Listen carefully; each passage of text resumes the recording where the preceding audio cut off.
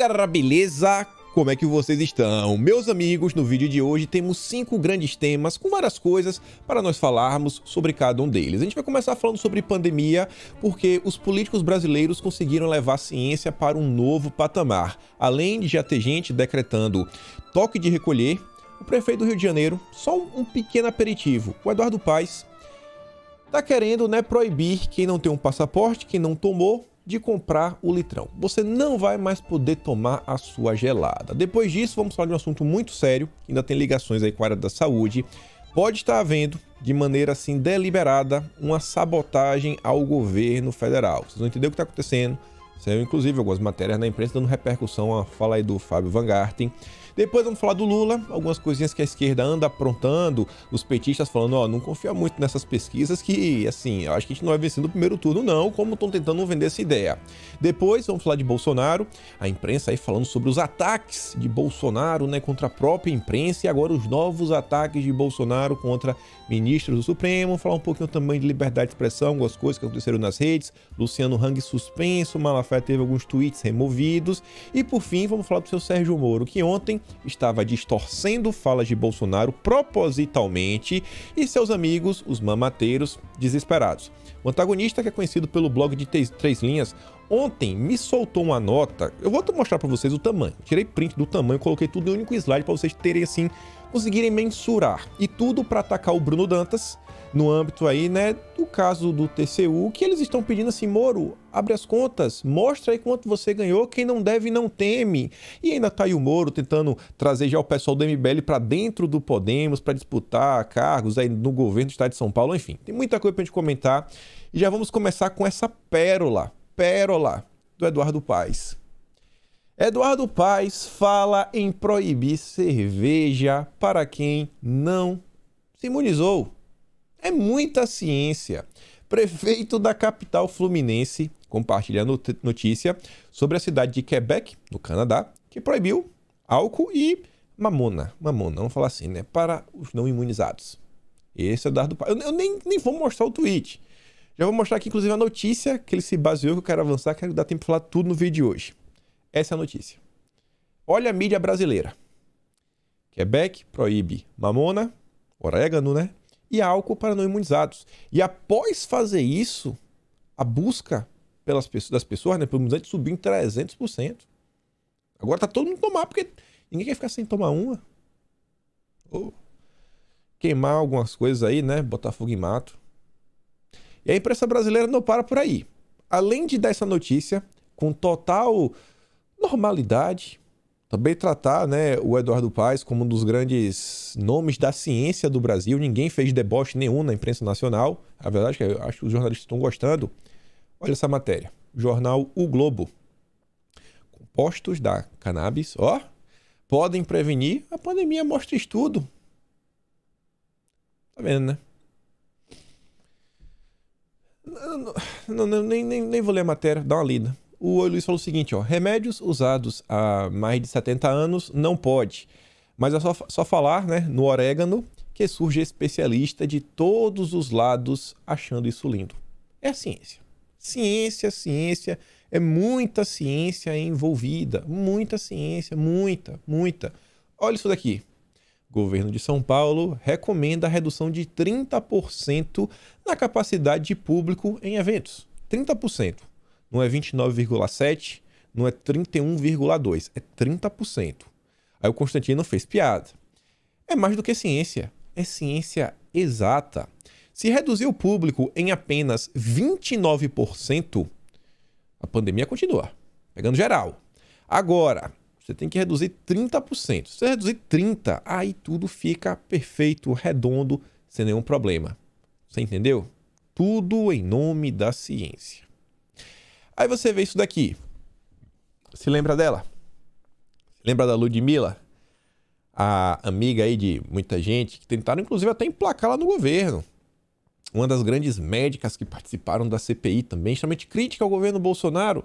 Ela aparece estampando aqui essa matéria do Globo, falando o seguinte, que em uma semana, os sistemas de saúde deverão entrar em colapso no Brasil.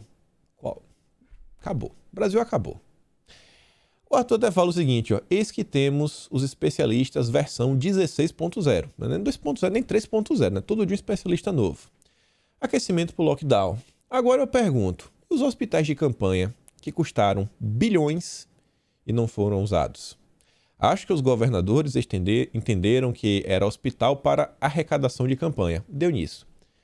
Tanto dinheiro que o governo federal deu em 2020, se lembra? Bolsonaro direcionou bilhões para os governos do estado do Brasil inteiro investir aí no combate à pandemia. Alguns governadores aí criaram, né, hospitais de campanha. E agora perguntar, tá aí, cadê os hospitais? Foram para onde? Cadê o dinheiro do pagador de impostos? Cadê o seu dinheiro? Foi para onde? Mas todo o cenário para fechar o país está sendo colocado. Ontem a gente já comentou que 8 estados no Brasil já decretaram algum tipo de medida restritiva. O Dória vem aumentando também o cerco. Por outro lado, Bolsonaro ontem, eu não vou dar play no vídeo porque tem algumas palavras meio coisa assim, sabe como é, mas em síntese, Bolsonaro está falando o seguinte, ele deu entrevista ontem para a Gazeta do Brasil, ele fala sobre a adoção de novas medidas pelos governadores e fala, cara, olha o que está acontecendo, olha o estado que está o Brasil. A gente está tentando retomar a economia, mas não, está todo mundo tentando criar o caos. A gente está lidando com uma variante até então que vem se mostrando um pouco menos nociva, mas as pessoas parecem que querem fomentar um caos a todo custo. Querem fomentar o caos a todo custo, a todo custo, a todo custo. Isso em troco de quê? A gente sabe. É ano eleitoral. O importante é desgastar a figura do governo. E olha só daqui. Na verdade, deixa eu mostrar um negócio aqui pra vocês. Deixa eu mostrar. Eu nem ia botar aqui em vídeo, não, mas eu vou mostrar. Acho que aqui não vai dar confusão, não. Saca isso daqui. Eu compartilhei, foi uma postagem que a Bárbara fez no Twitter. Vocês vão entender porque eu fiquei meio assim pra trazer em vídeo. Aqui, ó. Olha só. Maximiza aqui. Tá aqui bonitinho. A Bárbara trouxe uma postagem da diretora do CFC, médica, né, tudo mais, falando o seguinte, vou mostrar a tradução. Um novo estudo sobre a gravidade dessa nova variante mostra o seguinte, que tem 53% de chance de menos risco de hospitalização sintomática, 74% menos risco de internação nas UTIs e menos 91% de risco de você vir a óbito. Então, assim, a gente está aparentemente em um cenário muito melhor do que nós vimos no ano passado, em 2020. Está todo mundo, assim, na esperança de dias melhores, de tentar realmente retomar o país. Mas a ciência brasileira funciona diferente, né? Tá até se comentando sobre parar de vender o litrão para quem não tiver o passaporte. Mas aí, voltando. Olha isso daqui. No vídeo de ontem, comentamos sobre a Espanha, que estão analisando a possibilidade de decretar que a gente está diante de uma doença endêmica e tratar como se fosse uma gripe comum, que não vai desaparecer, vai ficar aí por muito tempo. Aí vejam só, Bolsonaro deu entrevista, nessas falas dele, falando que a gente precisa continuar trabalhando, não dá para fechar tudo de novo, meu Deus do céu, temos que ter um pouco de responsabilidade. A isto é, lá, né, dos amigos do Dória, que organizou o jantar, inclusive pro Dória, Mandetta, pro Sérgio Moro, posta o seguinte, Bolsonaro volta a atacar isolamento. Vamos conviver com a doença a vida toda. É isso que ele falou. É um ataque. A imprensa não usa essa palavra de forma aleatória. Aí você vê essa matéria aqui à esquerda da Fox News, falando lá do Fauci, que é como se fosse uma espécie de Átila, uma mistura de Átila com o ministro da Saúde. Então, ele direciona várias políticas públicas. O Fauci fala que a América não vai conseguir erradicar, sabe, acabar com a pandemia. Por mais que o Joe, né, o presidente lá, o Biden, ele esteja falando que a gente vai acabar com a doença. Não vai. É exatamente o que o Bolsonaro está falando. Mas a imprensa brasileira não vai... A imprensa brasileira ovaciona o senhor Fauci. Ama de paixão. Mas não vai mostrar essa notícia. Ama de paixão, de paixão. O que ele é o Átila, sabe? Assim, é como se fosse o pai do Átila. Não vai. Quando ele fala, é bacana. Quando o Bolsonaro fala, é ataque. Nunca foi tão fácil escolher um presidente. E olha só a Anvisa. A Anvisa realmente é muita ciência. Vou até falar mais dela daqui a pouco. Olha só o seguinte. Em meio ao aumento no número de casos confirmados nas últimas semanas, a Agência Nacional de Vigilância Sanitária, a Anvisa, recomendou ao governo federal a suspensão definitiva da temporada de cruzeiros no Brasil. Não pode ter cruzeiro, não pode ter férias, tem que ficar em casa, lockdown para todo mundo. Agora, por que não pode ter cruzeiro? Não estava todo mundo com passaporte? O passaporte não funcionou, não foi no cruzeiro? Realmente, então vamos fechar tudo. Vamos fechar tudo. A gente vai falar mais da Anvisa. E olha isso daqui. Cidade de Goiás, em Goiás, o prefeito já chegou a decretar toque de recolher até o dia 26 de janeiro. Com 400 casos em uma semana, cidade de Goiás decreta toque de recolher. A medida consta no decreto publicado na noite desta terça-feira, que também proíbe a realização de grandes eventos no município. Mesmo com a grande parte da população imunizada, todo o esquema, né, completo, bonitinho, maravilhoso, perfeito. É com base em que as pessoas estão tomando essas decisões? A gente se pergunta o que está acontecendo. Estamos voltando para o mesmo cenário de 2021. O mesmo cenário do mesmo período. E essa daqui, a gente meio que fecha esse primeiro tema com a grande pergunta. Quem está mentindo? Quem está mentindo? João Dória? Ou a Ludmilla? Os dois. Ou todo mundo está mentindo? A Paula Marisa trouxe aqui duas notícias que meio que são antagônicas. Não pode existir esses dois cenários. Ela pergunta assim, e agora? Quem está mentindo? Na esquerda, temos uma matéria de 24 de novembro do ano passado, falando que São Paulo, cidade de São Paulo, atinge 100% de adultos. Aqui eu estou falando se foi São Paulo ou foi a cidade ou o estado inteiro. Mas enfim, São Paulo atinge 100% de adultos com ciclo, né, completo. Tomou tudo que tinha que tomar. Está completo, 100%. São Paulo, 100%. Aí vem a UOL. Na UTI, só tem caso entre quem não tomou e arrependidos, diz a médica. Eu não sei nem o que é arrependido. Essa é outra pergunta, né? O que são os arrependidos? Quem são os arrependidos? Me explica. Assim, eu acho que São Paulo, pelo que tá falando aqui, não pode ter ninguém internado. Zero. Zero. Porque tá 100%, né? Todo mundo... Ela falou, só quem tá na UTI é que não tomou. E São Paulo, todo mundo tomou. Quem tá mentindo? Quem tá falando a verdade? Enfim. Tinha essa ainda de São Paulo. Umas pérolas aí do Ministério Público. Ainda tem outras coisas também, nem lembrar aqui. Então, umas coisas mais ligadas à pandemia. Mas olha só. Tribunal de Justiça anula a compra de máscaras descartáveis pela Prefeitura de São Paulo na pandemia. O colegiado viu a ocorrência inequívoca de superfaturamento no caso e manteve a determinação de ressarcimento dos valores envolvidos, R$ 19.250. Superfaturamento em compras, né? Foi um pequeno descuido. Com certeza foi um pequeno descuido, né? A Elisa diz, né? Nunca foi por saúde, e sim briga pelo poder e caso de polícia. Ontem, inclusive, foi aniversário da Elisa, completando mais aninhos. Todo mundo lá no Twitter tava dizendo parabéns pra ela. Parabéns aí, Elisa. A gente já falou também, mandei, mas parabéns nunca é demais. E olha só essa daqui. A gente comentou ontem, mas é só informação extra. E isso eu acho muito bom. Inclusive, a live que eu fiz no início do ano com a Elisa, com a Anitta e com a Renata, a gente estava comentando sobre isso. Eu acho que, inclusive, levantou a bola foram as meninas. Que elas falaram assim, como é legal essa troca de informações, sabe? Uma pessoa traz uma informação, aí vem uma tia do Zap, uma tia do churrasco, vem um primo, vem fulano, ciclano, beltrano.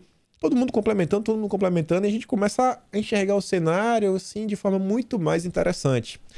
Ontem na internet, rodou à solta, a gente também comentou em vídeo, sobre uma pequena entrevista lá na TV Cultura, né, que é a TV do Dória, com o presidente do Tribunal de Justiça lá de São Paulo, é o juiz Iberê Dias. A jornalista perguntava, mas e aí, se eu souber que tem uma família que está fazendo, sabe, não está seguindo as regras do Estado, o que eu devo fazer? Eu devo denunciar? E ele disse, sim, você deve denunciar. E se eu souber que tem uma família que não quer, sabe, imunizar os filhos, deve denunciar. Porque, inclusive, os pais podem perder a guarda das crianças. Aí o Saul Cristos deu uma pesquisada para tentar saber quem é esse rapaz, né? Pô, vamos pesquisar, vamos saber quem é esse tal desse juiz Iberê.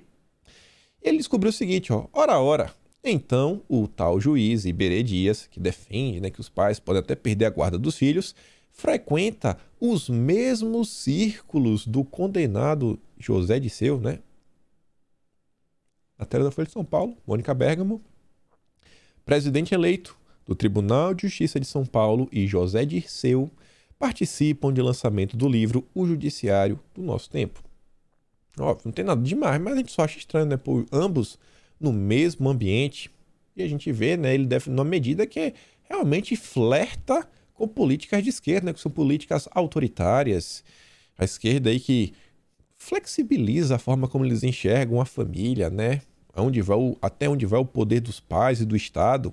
Aí você vê aqui em cima, o Iberê, e aqui embaixo o Dirceu. Você vê que é o mesmo rapaz, ó. É o cara que tá em ambas as fotos. Pelo menos é que parece. Esse aqui, ó. Parece muito. Esse aqui também parece, né? Esse rapazinho aqui com esse outro aqui. Parece um pouquinho. Talvez o cabelo bagunçou ao longo do dia, mas de massa difícil de ver. Mas parece um pouco. Acho que não é não. Enfim. E falando desse juiz ainda, o Pedri, ele falou o seguinte: o detalhe está na desinformação do juiz. O ECA, o Estatuto da Criança e do Adolescente, só traz a obrigatoriedade para os imunizantes que estão no PNI, que é o programa, acho que é Plano Nacional de Imunização. Não é o caso dos imunizantes pediátricos que estão somente no PNO, Plano Nacional de Operacionalização. E aí, para a questão da doença. E o ministro da Saúde, Marcelo Queiroga, ele compartilha isso, complementando, falando o seguinte: você está certo, Pedri. As vacinas não são obrigatórias. Foram autorizadas no âmbito, mas são incluídas apenas no PNO. Tava me passando já. Mas você entendeu aí, né? O cara tá tentando ele tá tentando assim se basear, não, porque o Estatuto da Criança e do Adolescente diz isso, mas não é bem assim. Eu acho que ele tá confundindo o PNO com o PNI. Enfim.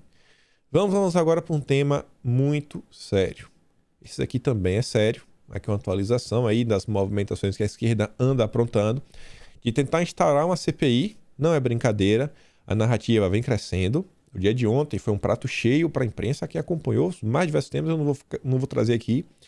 Mas vejam só. O governo corre para evitar nova CPI da pandemia. Ainda bem. O ministro Ciro Nogueira, da Casa Civil, correu para evitar a obtenção de assinaturas no requerimento apresentado nesta terça-feira, dia 11, pelo Randolfo Rodrigues, pedindo a abertura de nova CPI para apurar as ações de omissões do governo no enfrentamento da pandemia. O Ciro Nogueira alertou os aliados no Senado para o dano eleitoral, que uma nova investigação no Senado causaria no projeto de reeleição de Bolsonaro. Ele prometeu negociar. Pô, acho que qualquer pessoa consegue perceber, né, que vai ter muito desgaste. Randolfo Rodrigues justificou seu requerimento citando o atraso na questão das crianças, insuficiência de provisão para dose de reforço, ataques de Bolsonaro aos técnicos da Anvisa e a questão da população infantil de novo, insuficiência da política de testagem e o apagão de dados do Ministério da Saúde e suas consequências no monitoramento da pandemia. A preocupação do Ciro Nogueira, admitiu a seus aliados, está na ausência de Fernando Bezerra, político experiente que deixou a liderança do governo no fim do ano passado. E aí, né, isso aí pode deixar Bolsonaro exposto a uma nova investida do Senado. Olha a dificuldade do governo em lidar com o Senado. Olhem a dificuldade. A gente para e pensa. Para você instaurar uma CPI, você precisa de 27 assinaturas e a anuência, né, a permissão do presidente do Senado, que é o Rodrigo Pacheco. 27. Quando a gente olha para o Senado, é fácil você falar 27 opositores. Só você olhar o PT, o pessoal do MDB, do PSD, do Kassab. Toda essa turma, se é PSDB, é bem fácil você ver os opositores. Agora você começa a pensar assim, poxa, quem são os aliados a nível de Senado? Realmente, assim, é uma casa que eu não sei quem o governo, assim, não, pode contar com esse cara aqui. O que a gente vê ali na época da CPI da pandemia, tinha o Marcos Rogério, Jorginho Melo, o Heinz, Eduardo Gomes, o Girão durante a CPI estava lá do governo, mas pode mudar de opinião agora, né? Até porque Moro é candidato, quem sabe o Girão não muda a sua narrativa como um todo, assim como não é Alessandro Vieira, não. É aquele cara que é do CAT, o cara ligado à segurança pública, o cara do Espírito Santo. Caraca, esqueci o nome dele agora.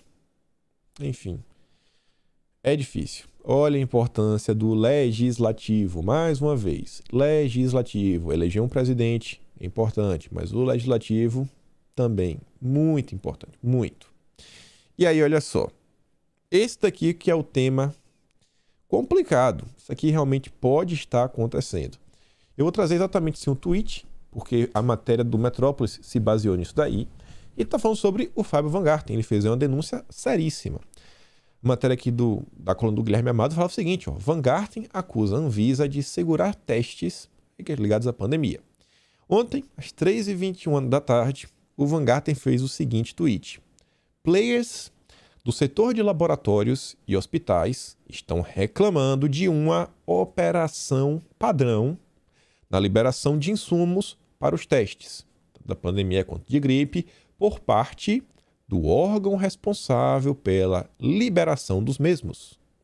Está muito óbvio que se trata de um ataque ao governo em si comprovado, em si comprovando. Se isso for comprovado, é um claro ataque ao governo. Aparentemente, a Anvisa poderia estar segurando testes em uma operação padrão. Tá. O que é uma operação padrão? Vocês sabem o que é? Acho que algumas pessoas podem saber, mas olha só. A explicação vem logo menos. Peguei uma matéria bem similar, que também é do dia de ontem. Mais uma categoria da Receita entrega cargos e adota operação padrão. O sindicato informou que, até agora, cerca de 300 analistas tributários já entregaram seus cargos e destacou que esse número pode aumentar após a deliberação em assembleia na semana passada. A entidade ponderou que a operação padrão não atingirá o controle de bagagens em aeroportos, nem a fiscalização e controle aduaneiros relacionados a medicamentos, insumos médicos hospitalares, cargas vivas e perecíveis. Tá, mas o que é operação padrão? Ainda não entendi muito bem, porque isso poderia ser um problema que está sendo feito contra o governo. Aqui, o Wikipédia tem uma definição muito boa mesmo. Operação padrão também é conhecida como greve de zelo ou operação tartaruga. É a realização de um serviço por funcionários de uma empresa ou organização, seguindo os procedimentos operacionais padrão com rigor excessivo. É rigor, assim, é um excesso de rigor. Muitas vezes são utilizadas como forma de protesto antecedendo greves. As consequências de operações padrão são a realização mais lenta de um serviço, podendo causar prejuízos ao empregador ou tendo como objetivo divulgar uma causa à população quando o serviço é público. Divulgar uma causa à população quando o serviço é público, tipo a Anvisa. São conhecidas operações realizadas pela polícia de fronteiras e por agentes alfandegários por tornar o fluxo de produtos mais lentos. A gente não vai ver isso daqui, não vai ver aquilo outro. Não é exatamente isso que a gente está comentando no dia de ontem. Algumas vezes são tidas como formas ilegítimas de protestos e existem leis que proíbem sua realização. Elas podem ser também uma crítica a leis ou regras cumpridas por serem excessivamente detalhadas ou impossibilidade de realizar normalmente. Seu oposto é a operação sem padrão, que descumpre as regras. E olha só essa daqui, para a gente comentar sobre a Anvisa. Operação padrão pode gerar perdas de 125 milhões ao dia no Porto de Santos. 125 milhões ao dia. Mas vamos voltar aqui para a Anvisa. Olha só o seguinte, veja como é um momento perfeito para a gente levantar a bola e discutir um tema que estamos falando há muito tempo. Muito tempo. Regulamentação, compliance, agências reguladoras. Isso é a prova, na prática, o que é regulação, o que é burocracia. Burocracia. Se utilizando da burocracia para acelerar ou travar seus objetivos. Determinar o que é que pode acontecer e o que é que não pode acontecer. Quem é que defende essa pauta? O senhor Sérgio Moro, que prega a criação de uma agência de regulação para enfrentar, né, a pobreza, combater a fome e tudo mais. Ontem foi interessante. Ontem eu recebi um e-mail de um inscrito e ele mandou um vídeo de um cara de esquerda que eu, vez ou outra, assim, eu já conhecia, escuto. E é um cara de esquerda que é interessante porque ele não é Lula livre das ideias ele fala mal de Bolsonaro, mas assim de forma ponderada, ele não compra aquele discurso da imprensa. Ele estava falando o seguinte, que infelizmente os setores da esquerda, um cara de esquerda falando, infelizmente alguns setores de esquerda não estão percebendo algumas movimentações, principalmente a nível internacional, e eles estão assim apoiando qualquer coisa, assim numa ânsia cega de derrotar Bolsonaro, de derrubar Bolsonaro. Aí ele fala o seguinte, que meses atrás, o Barra Torres, ele criticou o fato que ele era basicamente um mero carimbador. Ele só podia carimbar e tudo mais, que a Anvisa não tinha muitos poderes, e agora não, agora já é um cara extremamente importante, agora a imprensa já trata ele, nossa, cara sensacional, agora ele já aparece com o coletinho do SUS, né, que ele tanto criticava, assim, ele não criticava não, o cara fala na verdade do Mandetta, que até já pregou para privatização, ele tá imitando o Mandetta, que isso, aquilo, outro. Ele vem falando o seguinte, pô, a pessoa da esquerda não tá percebendo que, o que a gente até comenta em vídeo, que uma das formas de revolução e de atuação da esquerda moderna, assim, esquerda globalista, e ele fala do grande R, sabe aquele grande R que promete fazer uma pequena revolução, ele fala do Fórum Econômico Mundial e tudo mais, e fala, uma das formas daí, nessa subversão aí, através de agência reguladora, as regras e mais regras, mudanças aí na burocracia como um todo. E aí ele fala uma frase que eu achei muito boa, até tuitei algo similar, que é o seguinte, para você conseguir implantar um controle social, você oprimir a população, a agência reguladora daquele determinado tema, ela tem que ser alçada a um patamar de Deus, porque aí você não questiona, é a ciência acima de tudo. Quem falou foi o especialista. Você vai discordar do especialista? Então, enquanto não houver uma validação pelos pares e por toda a imprensa, você falando, aqui, ninguém questiona, pronto. E aí ele fala, a esquerda está aí, nessa ânsia de derrubar Bolsonaro, e vocês estão abrindo espaço para um projeto aí globalista tomar conta do Brasil e controlar o que a gente faz, o que deixa de fazer. Ele fala, inclusive, até do lobby dessas indústrias transnacionais, né, multinacionais, que vendem aí várias coisas que, inclusive, aqui a Anvisa lida sobre. Então, assim, tem muita empresa ganhando assim, dinheiro com várias coisas, vários insumos diferentes. Falei, pô, cara, interessante o cara da esquerda falando. Mas a imprensa brasileira tá aí. Não, a Anvisa agora virou, é igual o Mandetta. A mesma imprensa que sempre deixou o Mandetta de lado, sempre criticou o Mandetta, bastou o Mandetta abrir a boca contra Bolsonaro, vestiu o coletinho do SUS, virou, meu Deus, o Charles Darwin do mundo moderno, né? Sei lá, virou o Albert Einstein, mas o Albert era físico, sei lá, quem é um biólogo famoso. Virou Lavoisier. Mas Lavoisier também tá mais ligado à química, né? Enfim, pensa em algum e coloca. Vocês entenderam a mensagem. E aí, olha só o seguinte, aqui continuando. Mais sabotagens. Esse daqui a gente já conhece o modus operandi. E ontem teve duas matérias, ambas do Globo, mostrando assim a diferença na abordagem de um mesmo tema, que é o funcionamento presencial do Legislativo. Senado versus Câmara. Enquanto o Senado, do Pacheco, que fingiu não querer colocar a CPI para andar, mas queria, o Pacheco é Lula, a gente sabe disso daí, tá trabalhando pro PSD, conseguiu uma boquinha em algum local, tá aí. Pacheco avalia retomar atividades à distância no Senado. Não vamos voltar não, vamos trabalhar no computador, porque é mais seguro. Será que esse é o objetivo do Pacheco? É só a segurança, só são as vidas? Ou é travar atividade legislativa no Brasil? A gente não conseguir avançar com a agenda econômica do governo, qualquer agenda do governo, travar as pautas. Na contramão do que se definiu na última reunião, que é toda a pandemia, no final do ano passado, que previa a retomada das atividades presenciais em todas as comissões e plenário deste ano, ia voltar tudo. O Senado avalia puxar o freio de mão, por enquanto, motivado pelo avanço dos casos. E olha só, o segundo, além da pandemia, de gripe. Ô, diacho. Quem poderia imaginar? Você lembra que a gente falou isso aqui tem umas 2 semanas? Como assim? A gente tá entrando agora... Até gripe agora tá virando motivo. Não.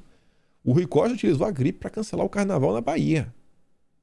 Aliados de Pacheco têm considerado instituir novas regras para atividades à distância enquanto a incidência de infecções estiver alta. Será que vai abaixar? Quando? Vamos parar o Brasil por 6 meses? Quando voltar em julho, já é depois do recesso, já for eleições? Entregar um país quebrado?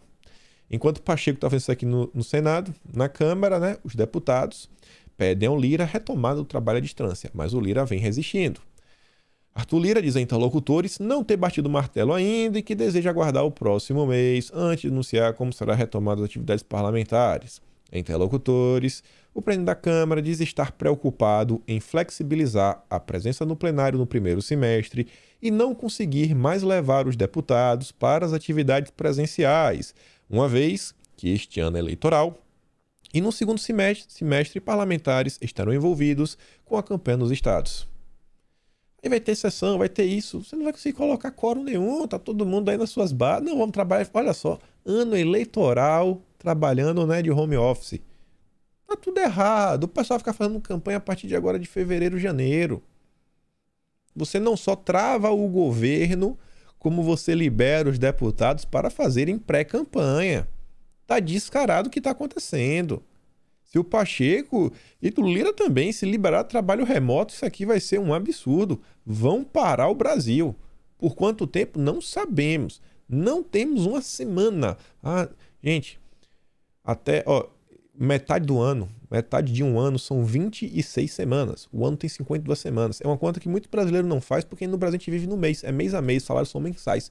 Aqui na Austrália se vive a semana. Então, assim, cada semana que passa, fala, caraca, bicho, já passou uma semana a menos. Pô, só são 51, agora são 50. E semana passa rápido, não é igual um mês que levam 30 dias, pô, agora um mês. Não, cada semana. Pô, já perdi uma semana, já perdi outra. Aí você contando, que no sábado e domingo não funciona. Semana que tiver feriado prolongado. A gente tem 20 semanas. 20 semanas úteis nesse ano de 2022 para tentar provar alguma coisa. Mas o Pacheco já tá aí, né? Não sei. Vamos ver trabalhar do computador. E só para mostrar aqui um tema, porque tem a ver com essa retomada econômica, né? Estados Unidos registram 7% de inflação em 2021, a mais alta desde 1982. É um problema mundial. E o Rodrigo Constantino fala o seguinte, né? Onde vamos parar com esse ministro Paulo Guedes? Sendo irônico, né? Porque, óbvio, não tem nada a ver com Paulo Guedes isso daí. Mas no Brasil, o pessoal critica o governo como ninguém. Enfim, vamos falar do Nove Dedos. Olha isso daqui. A esquerda, ela é mestre em recontar a história. Eu já falei isso em várias vezes, várias oportunidades, que eu lembro, é muito claro na minha memória, quando eu estava na escola, na quarta série, escola João Paulo I, professora Gabriela, eu tive um trabalho de história que era para falar sobre o regime militar, regime, isso aos 10 anos, em 2001. Já quando eu estava no ensino médio, amigo, no ensino médio já era ditadura militar, com minha professora Maridélia, petista, que dava aula com a camisa do PT. A esquerda é mestre em recontar a história, então aí você cresce achando, não, aquilo ali, meu Deus, não foi um regime militar, foi uma ditadura, absurdo. Aí você vê, caso Celso Daniel vira série com depoimentos de FHC, José Dirceu e Mara Gabrilli. Vai chegar ao Globoplay. Globo. Vocês acham que tem alguma chance do PT aparecer como o grande vilão da história? Uma série feita pela Globo, com depoimento do José Dirceu e do FHC. Você acha que tem alguma possibilidade do PT aparecer com o grande vilão do cara? Não tô querendo falar nada, só tô perguntando. Ninguém sabe, né? Ninguém sabe quem são os culpados por trás do atentado com o Celso Daniel.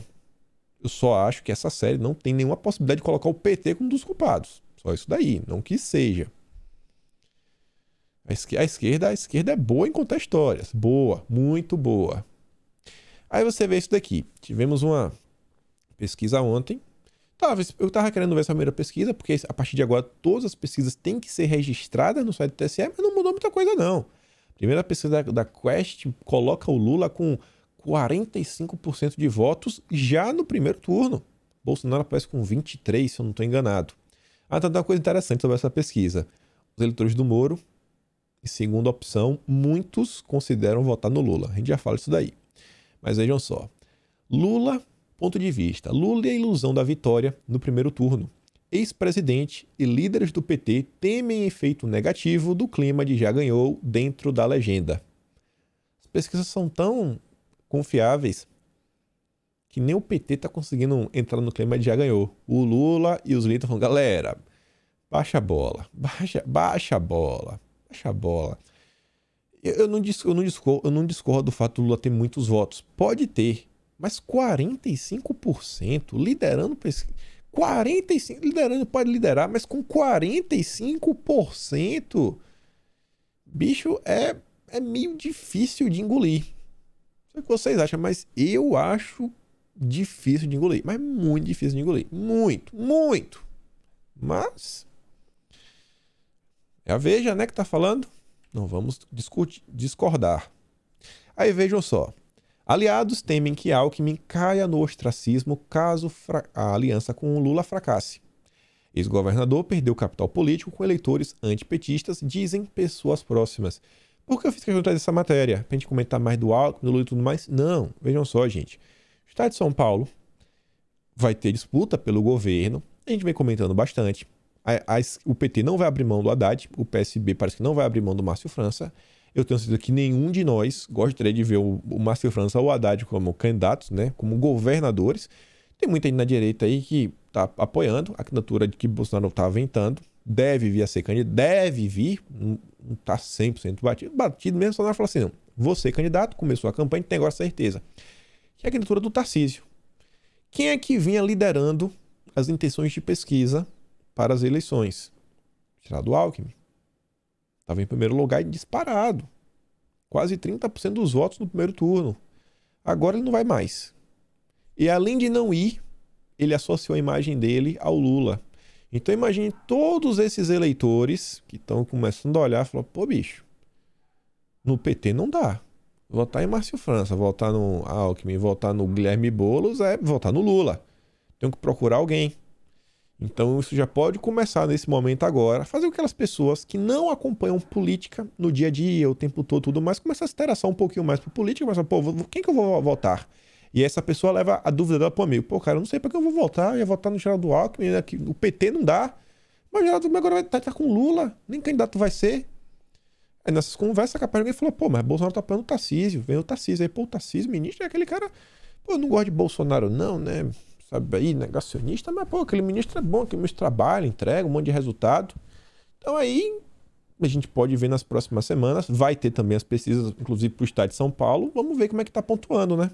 Sem o Geraldo Alckmin no cenário. Sem o Alckmin no cenário. Não existe chance do PT não lançar candidato ao governo de São Paulo. O PT tem vocação para ditadura, não para sentar e negociar.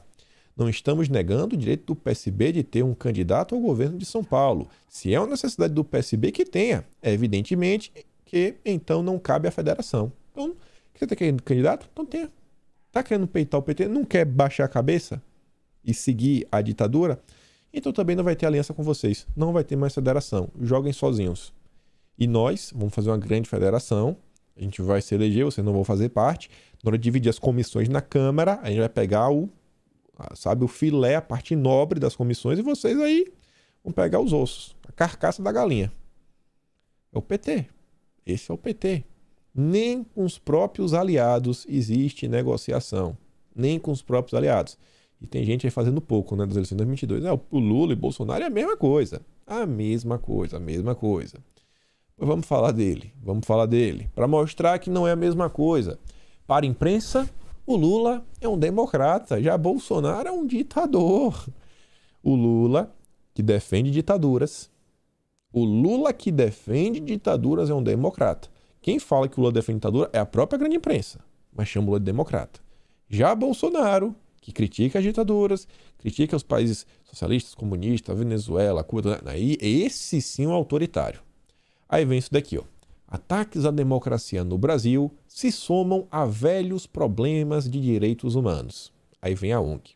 Uma ONG internacional que consegue fazer lobby ao redor de todo o planeta. Olha a importância do terceiro setor.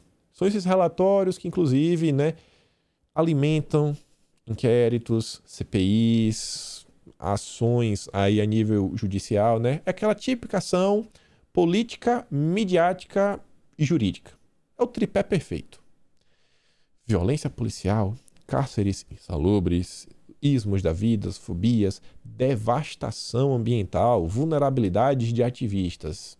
Historicamente, o Brasil tem um triste lugar de destaque nos relatórios globais sobre violação de direitos humanos.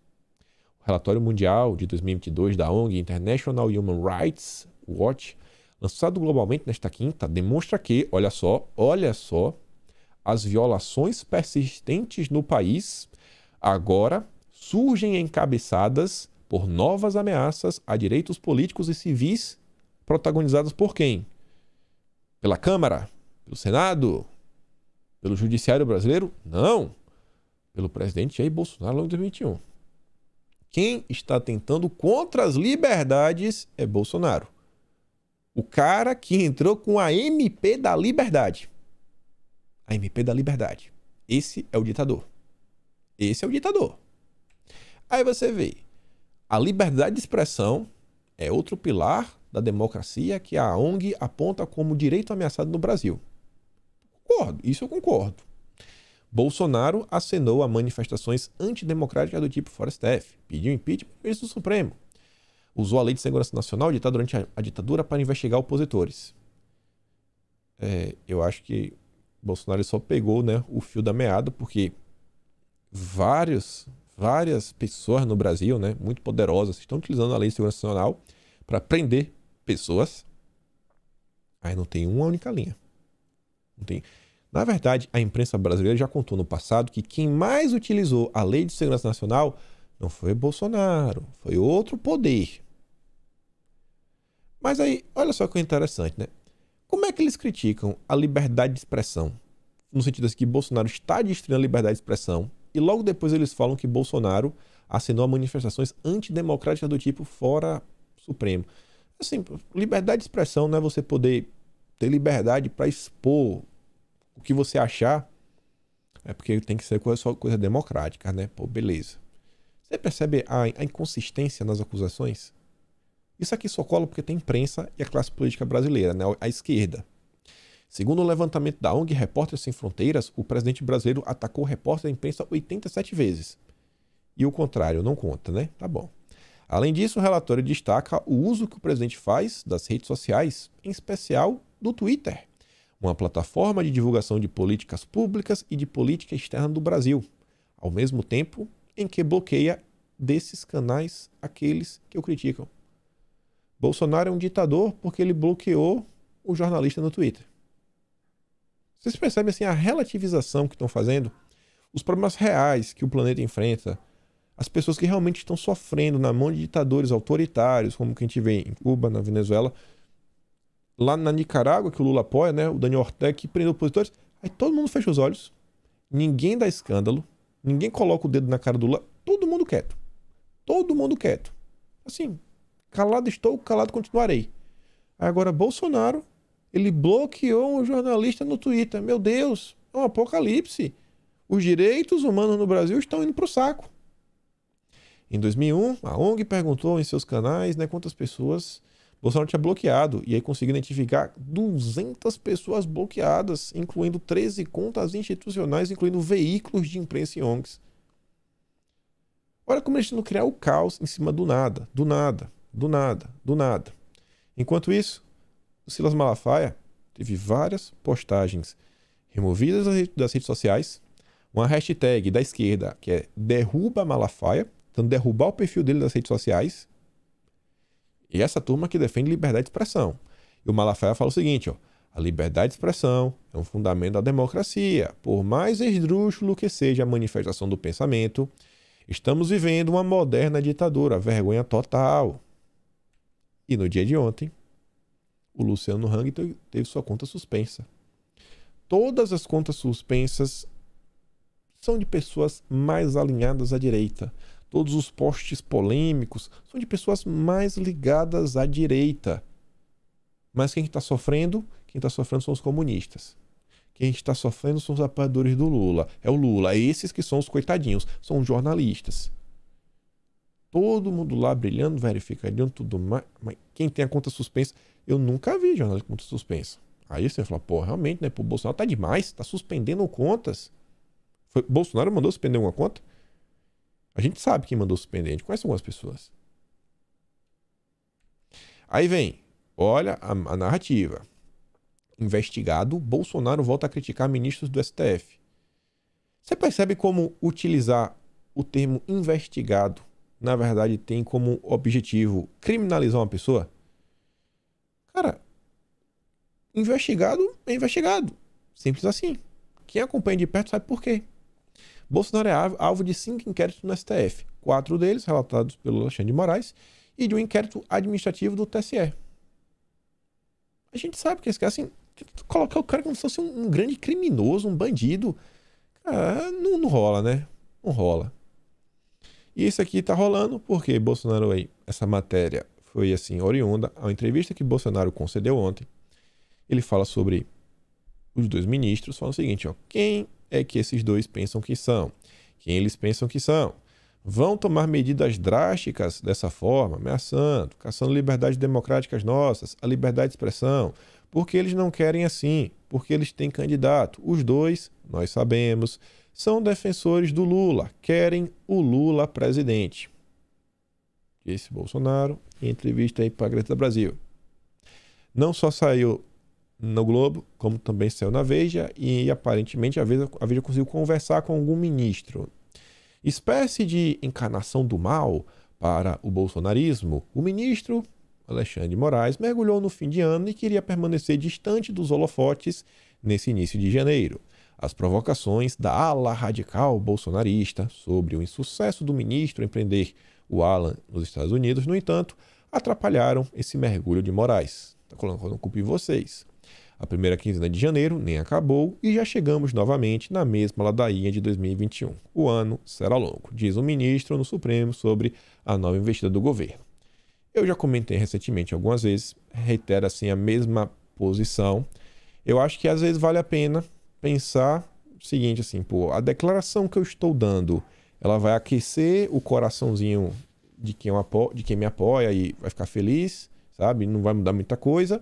Ou a gente vai conseguir obter um resultado mais prático. E eu não estou falando só de Bolsonaro, não. Estou falando, inclusive, como a Veja pinta, né? Ala radical bolsonarista.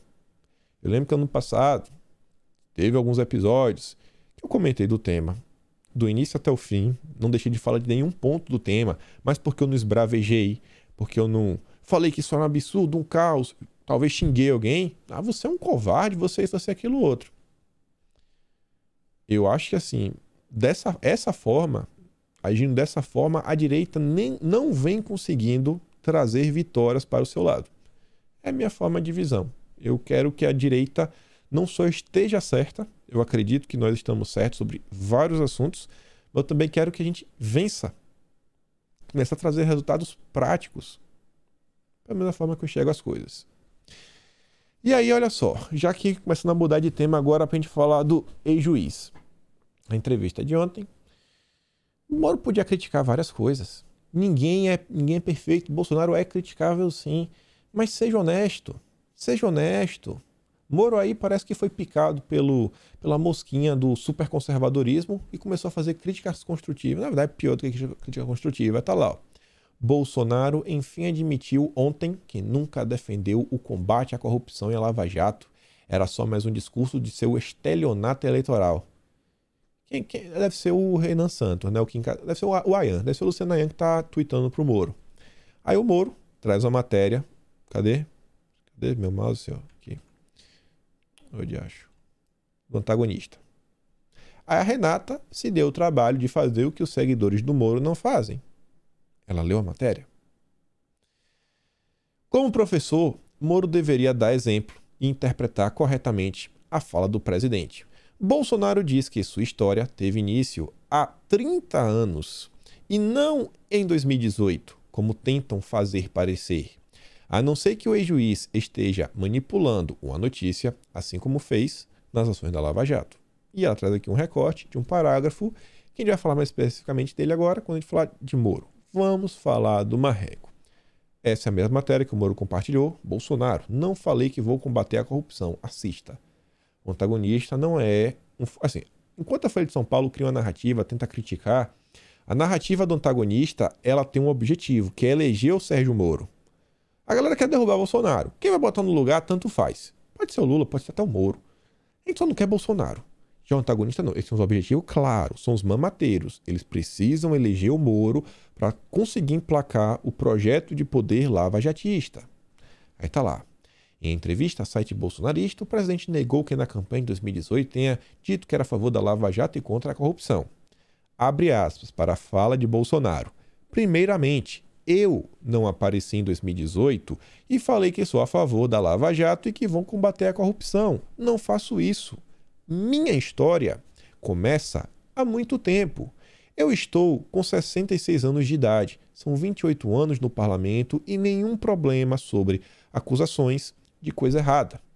Ao comentar as pautas que defendia quando foi eleito, o presidente limitou-se a mencionar as chamadas pautas de costume. Sempre tive uma bandeira muito forte em defesa da família, dos costumes, das crianças em sala de aula, contra a ideologia de gênero, favorável ao direito de você se defender. Essas questões todas me levaram a ser conhecido perante o eleitor. Quantas pessoas no Brasil não conheceram o Bolsonaro por causa do kit? Lembra do kit? Quantas pessoas não conheceram o Bolsonaro pelo caso da Maria do Rosário? Então, Bolsonaro realmente ele ganha holofotes com a defesa da família, dos costumes. Agora, Sérgio Moro quer pegar essa fala para falar que Bolsonaro não apoia o combate à corrupção.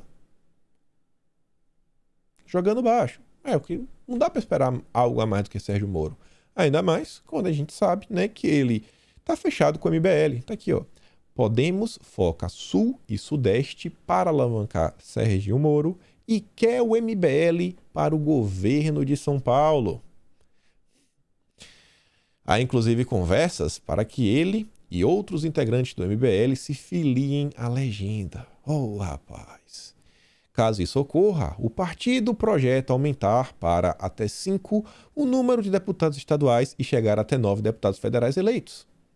No final das contas, o Podemos vai utilizar do Moro só para aumentar o tamanho da bancada legislativa. É um ganha-ganha.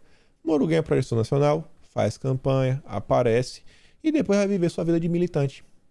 Vai viver a vida de militante. Vocês não veem o Guilherme Boulos? Guilherme Boulos nunca foi eleito para nada. Nada. Nada. Mas o Boulos está aí o tempo inteiro enchendo o saco, aparecendo na Folha de São Paulo, entrevista na CNN, explicando como é que o governo deveria combater a pandemia. Sérgio Moro vai ser a mesma coisa. Mesma coisa.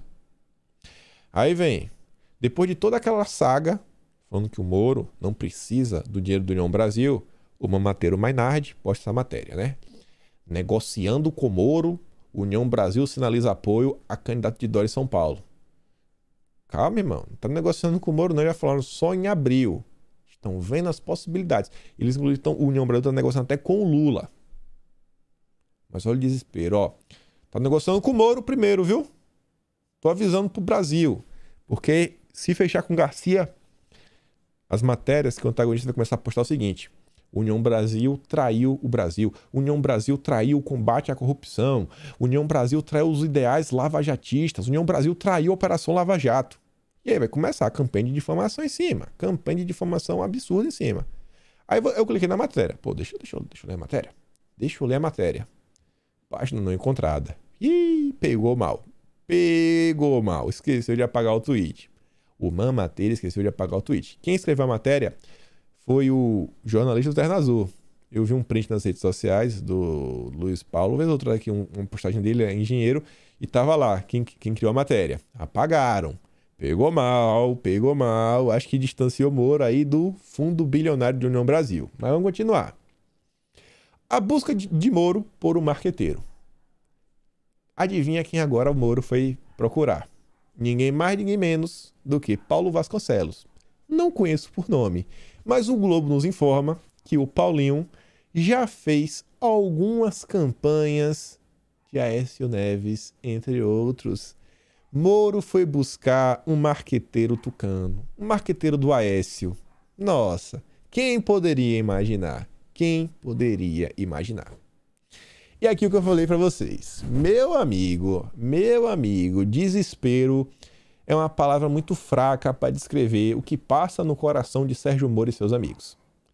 Os mídias do TCU fizeram pequena... Gente, assim, Moro mostra as contas.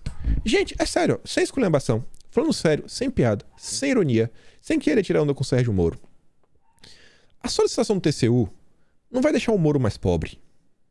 Não vai prejudicar o Moro eleitoralmente. Não vai fazer nada. Ele só vai mostrar, ó, eu recebi tanto. Tá aqui. Eu sou honesto. Acabou. Resolvido. Sabe? Resolvido. Não. O Moro dá chilique nas redes sociais. O antagonista entra em campo para tentar destruir a reputação do Bruno Dantas. Isso lá atrás. Depois, a gente viu a matéria de ontem que um procurador que trabalha aí no Ministério de Contas, ligado ao TCU, quis participar do caso. O Bruno Dantas negou. Falou, não, cara, você é lava-jatista. Tá parecendo que você é amigo do Moro. Aí agora, os mamateiros me escreveram esse texto. Eu coloquei aqui para você ver o tamanho do texto. É o blog de 3 linhas. O blog de 3 linhas colocou um texto de 1, 2, 3, 4, 5, 6, 7, 8, 9, 10, 11, 12, 13, 14. Esse 14 é bem grande, viu? 15, 16, 17, 18 parágrafos. 18. O blog de 3 linhas publicou um texto de 18 parágrafos. E 3 propagandas. O vaza-jatismo vai acabar com o TCU. Eu vou mostrar 3 parágrafos. Você não trabalho. Pra vocês verem a que nível a coisa está chegando. Afilhado político de Renan Calheiros. Eles que fizeram acordão com o Renan, tratavam o Renan como herói, fã de Lula e anti-lavajatista convicto. O ministro parece atuar há tempos em dobradinha com Furtado sem incomodar os garantistas de plantão. Uai, quando eles estavam agindo contra Bolsonaro, vocês estavam calados, estavam batendo palma. Aliás, o processo em questão foi aberto pelo procurador para apurar, vejam só, prejuízos ocasionados aos cofres públicos pelas investigações contra a Odebrecht, lançando mão da fraude vaza-jatista de que Sérgio Moro mantinha uma relação promíscua com procuradores da Lava Jato. Isso é fraude, isso é mentira. Não tem nenhuma comprovação que Moro e os procuradores tinham uma relação estranha. Não, isso nunca existiu. Aquelas mensagens, você não leu aquilo. Tá bom. Furtado também foi responsável por pedir a abertura de outra ação que cobra dos ex-integrantes da Força Tarefa da Lava Jato a devolução das diárias recebidas durante a operação. A gente mostrou até no vídeo ontem, né? O Castor, meu amigo, o cara ganhou quase 400 mil em diárias. Diárias. Tá muito estranho, hein? Muito estranho. Vocês não percebem? Esse é o nível da nota. E o Moro não mostra as contas. Quem não deve não teme. O Moro tá desesperado, amigo. Qual é o medo do Moro? Vai ser preso? Tá com medo de ser preso? Você fez alguma coisa para ser preso? Eu não consigo acreditar, porque eu não consigo entender esse desespero. A única coisa que me faz pensar esse desespero é que Moro tem algo a esconder que pode colocar ele na cadeia. Eu só consigo pensar nisso. Porque na minha cabeça é tão simples, cara, pega o extrato do banco, vai lá aqui, ó, pá, aqui quanto eu ganhei, acabou. Acabou, tá aqui. Resolvido. Talvez o meu tá com medo de ir pra cadeia. Não sei, eu quero entender o que tá acontecendo. Aí, olha só. Mais uma vez. A mataria trabalhando. Como a visita de Joaquim Barbosa estourou na cara de Moro. O Moro foi assim, rechaçado, né? Basicamente saiu humilhado. Foi lá pra tentar pegar o apoio e não conseguiu nada. Voltou de mão abanando e passando vergonha. Toda a imprensa nacional repercutiu isso. Aí o Moro teve que colocar a tropa de choque pra entrar, né? Batman fofoqueiro, pronto. Joaquim Barbosa virou fofoqueiro. É tudo mentira, o Moro é o melhor do mundo. Aí o antagonista, que soltou várias matérias, a gente viu, acho que no vídeo de ontem, foi anteontem, sobre a questão do União Brasil, né? Não, porque que um cara do DEM em sigilo nos falou isso, aquilo, outro. O cara do DEM, pô, que quer dar o dinheiro pro Moro. Esse cara quer dar, mas quem não quer dar o dinheiro é o Bivar. Em sigilo. Aí eles estão reclamando que todos os relatos da imprensa, todos forem em off. Em off. Off só presta se for da mamataria. Quando é contra o Moro, é todo mundo bandido. Todo mundo bandido. Todo mundo bandido. É mentira que o Joaquim Barbosa debochou do Moro. É mentira, é mentira. Batman fofoqueiro. Vai passar só um tiquinho de hora. Eu não vou mostrar isso aqui, não. Isso aqui a gente comenta depois. É o Moro e Dória juntos. Olha esse aqui. Moro é o único com chance na terceira via. 9% dos votos até então. Mais interessante, e a gente fecha o vídeo aqui, é o seguinte, ó. Os nem não são solidários nem na hora do pesadelo, né? Falando de Bolsonaro. A segunda opção dos eleitores de Moro, ó, se você não tiver que votar no Moro, o que você vota? 15% dos eleitores de Moro votam no Lula. No Lula! Lula! Ciro Gomes ainda tem entende, né? 40%, um tanto no Moro. E o Dória, o Lula, tá na frente do Moro até. Dos eleitores do Dória, um quarto que não, se o Dória não for competir, vai votar no Lula. E aí, 19% em Moro. Ai, esse é o Brasil. Esse é o juiz, o amigo dos mamateiros, né? A mamataria em peso. Ficamos por aqui. Dá aquela curtida, aquela compartilhada e, obviamente, a gente se vê amanhã. Aquele grande beijo, abração, juntos e valeu, meus amigos. Fui!